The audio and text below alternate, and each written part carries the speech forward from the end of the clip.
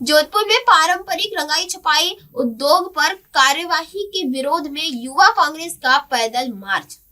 जोधपुर में एनजीटी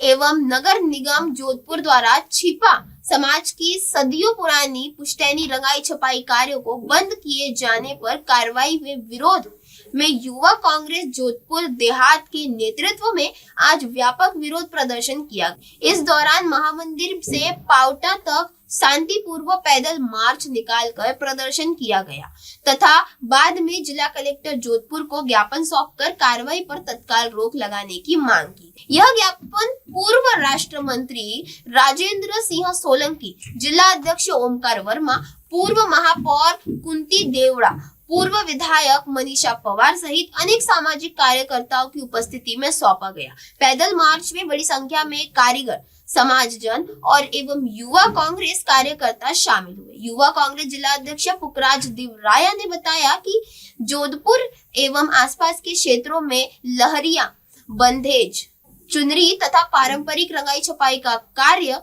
पीढ़ियों से चला आ रहा है। यह केवल एक व्यवसाय नहीं बल्कि राजस्थान की संस्कृति की पहचान है। उन्होंने स्पष्ट किया है कि इस कार्यक्रम में किसी भी प्रकार के हानिकारक रसायनों का उपयोग नहीं किया जाता है और न ही इसके पर्यावरण को नुकसान पहुंचता है। इसके बावजूद एनजीटी एवं नगर निगम द्वारा घरेलू कुटीर उद्योगों पर की जा रही कार्रवाई में हजारों कारागिर परिवारों की आजीविका पर संकट खड़ा हो गया है। पूर्व राज्य मंत्री राजेंद्र सिंह सोलंकी ने कहा कि इस पुश्तैनी कार्य के अतिरिक्त इन सभी समाजों के पास आय का कोई अन्य साधन नहीं है। यदि बिना किसी वैकल्पिक व्यवस्था के यह कार्य बंद कराया गया तो बड़ी संख्या में परिवार बेरोजगारी और आर्थिक संकट की ओर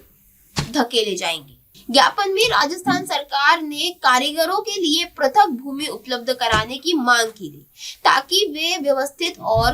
पर्यावरण अनुकूल तरीके से अपना कार्य जारी रखें और राजस्थान की पारंपरिक कलाएं, बंधेज, लहरिया और चुंदड़ी सुरक्षित रह सके। ज्ञापन के माध्यम से यह भी मांग की गई है कि जब तक वैकल्पिक भूमि अथवा कार्य क्षेत्र उपलब्ध नहीं कराया जाता तब तक घरेलू स्तर पर किए जा रहे पारंपरिक रंगाई छपाई कार्य को जारी रखने की अनुमति दी जाए। साथ ही प्रशासन के आग्रह किया गया है कि मशीनी औद्योगिक प्रदूषण और हस्त निर्मित कुटीर उद्योग के बीच स्पष्ट अंतर करते हुए व्यवहारिक एवं संवेदनशील नीतिगत निर्णय लिए जाए जिससे पर्यावरण संरक्षण के साथ साथ कारीगरों की रोजी रोटी की सुरक्षित रह सके। पैदल मार्च में प्रमुख रूप से उपस्थित लियाकत अली रंगरेज, अबरार खान, शैलजा परिहार, इकबाल मौलानी, फरीद राव, शरीफ भाटी, सराज टाक, नसीम अली रंगरेज, इरफान भाटी, सुल्तान रंगरेज, मोहम्मद सलीम टाक, याकूब भाटी, जाकिर हुसैन, हाजी मोहम्मद हसन, शौकत अली, मोहम्मद इमरान, मोहम्मद इंसाफ, नौशाद अली, मोहम्मद अकबर, मोहम्मद सलीम, मोहम्मद हारून, फुरकान, मोहम्मद आदिब, मोहम्मद अबरार, शमसुद्दीन, मोहम्मद जाकिर, नफीक अहमद, मोहम्मद असद, मोहम्मद आसिफ एवं अब्दुल बारी सहित बड़ी संख्या में समाजजन उपस्थित रहे। घरों के अंदर जो आर्टिजन जो काम करते हैं, चडवा समाज हो, रंगरेज समाज हो, छिपा समाज हो, काफ़ी वर्षों से, सदियों से ये लोग काम करते हैं, अपनी रोजी रोटी घर से ही आपने कमाते हैं। जो एनजीटी का सुप्रीम कोर्ट का जो आदेश है वो बड़ी बड़ी जो फैक्ट्रियाँ जो गांवों के अंदर, खेतों के अंदर जो लगी हुई है, उनका पानी जो रोजी नदी में जा रहा है वो पोल्यूशन कर रहा है। उसको ख़त्म करने के लिए ये तमाम कार्य के लिए छोटे लोग हैं, इनके ऊपर घरों में जो कितना तो काम होता है, वो परिवार घर में ही अंदर पलता है और घर में अपनी रोजी रोटी कमाता है। तो उसके लिए बार बार नगर निगम उनको सीज कर लेती है मकानों का। मकान के अंदर कोई आदमी रह रहा है, लेडीज रह रही है, जेंट्स रह रहे हैं, तो उनको मकानों का अगर सीज करते तो रहेंगे कहाँ। तो ये तमाम समस्याओं को लेकर आज हमारे ये समाज के इनके सभी प्रतिनिधि के साथ यूथ कांग्रेस के हमारे पुखराज दिलवाया और फरीद भाई, ये तमाम सभी समाजों के अलग अलग चटवा समाज के मोदी अबरार साहब खड़े हैं और भी सभी साथी जो खड़े हैं, इनकी जो रोजगार, एक तरफ सरकार को लोग मांग कर रहे हैं रोजगार देने की और दूसरी तरफ रोजगार छीना जा रहा है। तो इस संदर्भ में बात की तो कलेक्टर साहब ने बहुत अच्छा अभी जवाब दिया है कि उन्होंने कहा है कि कल पॉल्यूशन डिपार्टमेंट और नगर निगम की और इनके जो ये सभी लोग जो समाज के प्रतिनिधि है, इनके साथ कल 12 बजे यहाँ पर मीटिंग रखी गई है ताकि इनका स्थायी समाधान हो। दूसरा कि जेडीए के द्वारा अशोक गहलोत साहब की सरकार के समय एक दस्तकार योजना बनाई गई थी। उस दस्तकार योजना के लिए भी हमने कलेक्टर साहब से निवेदन किया है कि उस दस्तकार योजना को वापस देख दिखा के और उसके ऊपर भी कार्रवाई की जाए, ताकि उस दस्तकार योजना के अंदर ये प्रावधान था कि वहाँ पर आदमी रहेगा भी वहीं और अपनी रोजी रोटी भी वहीं